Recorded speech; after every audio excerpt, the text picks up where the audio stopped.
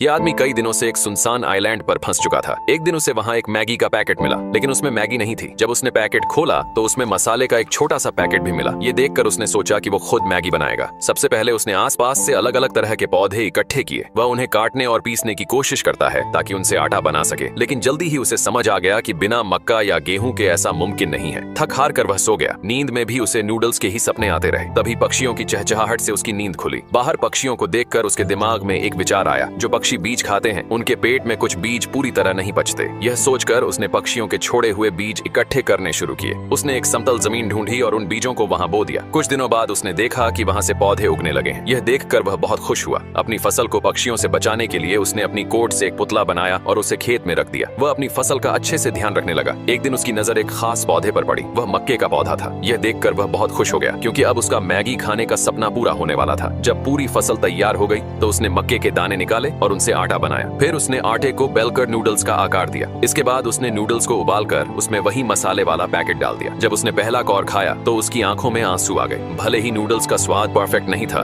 लेकिन उसमें उसकी मेहनत और जिंदा रहने की जिद झलक रही थी।